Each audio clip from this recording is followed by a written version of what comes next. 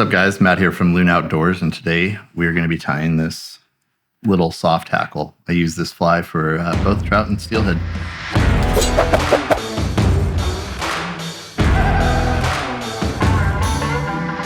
So our hook today is a Foley Mills FM5027, and it is a size 10 for this Micro Soft Hackle.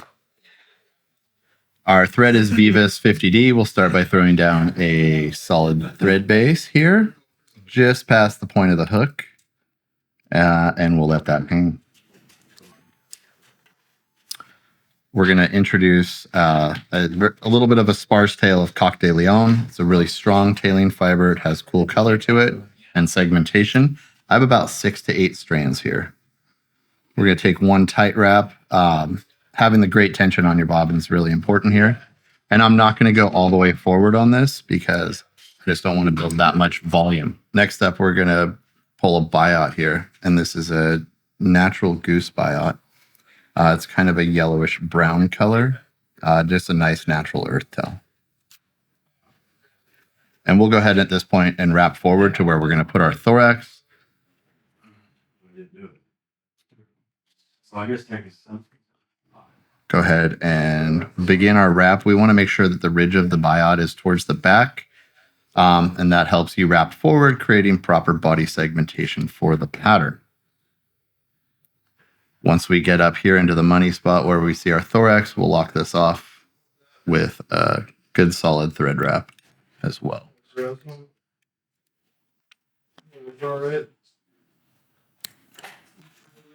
From there, we're going to create a small-ish dubbing loop, and we'll bring in our dubbing spinner here. So what I'm doing here in my hand is I'm actually trying to stack the dubbing so that it's similarly lengthed to each other. And once I have that grabbed in there, you can see this is a small job tool. Like, this is not major.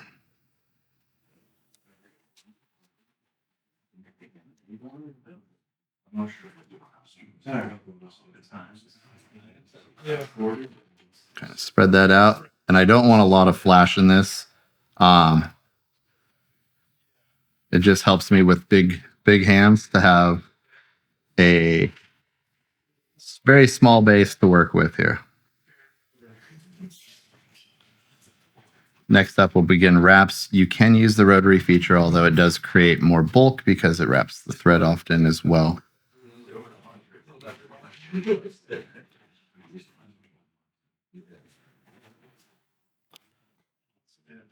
Josh, you take care of it. So we just create a really small micro hotspot.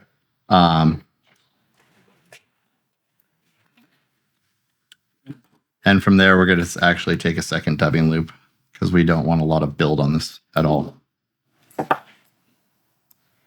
So we'll wrap back over, creating a tight base to spin from. That flash kind of extends through the back of the fly. And from there, this is a hairline partridge saddle. I recommend the saddle. It gives you the broadest range of material to work with. Obviously, it's all the same, but the fiber length of your actual feathers change inside of there. So what I like to do is I'll take a pinch off. So I want to judge my hackle lengths to where I want it to be. And we'll come down and trim all of the butt sections off.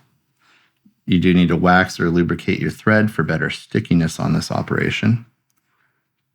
But you go ahead and insert, kind of like tying a micro steelhead fly. And from there, we're just going to spin this.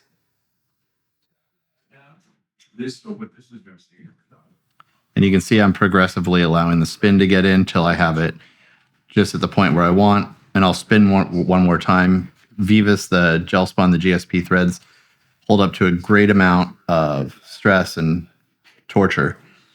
So I'll go ahead and fold this hackle back and start wrapping it forward now. I've kind of created this little space. And we'll progressively brush backwards. You get a short spiky feature which creates stability for the hackle to rest against so it doesn't collapse. And we'll secure with one wrap. With the easy cutter, you can just kind of pop in and trim that away. Brush backwards and whip finish using your hand, not a tool, because tools are for fools.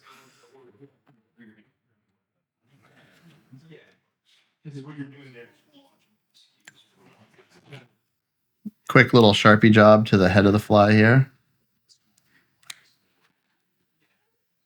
And a drop of UV resin.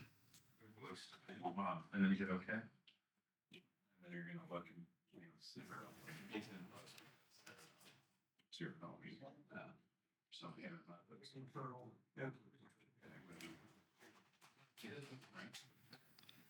There you go.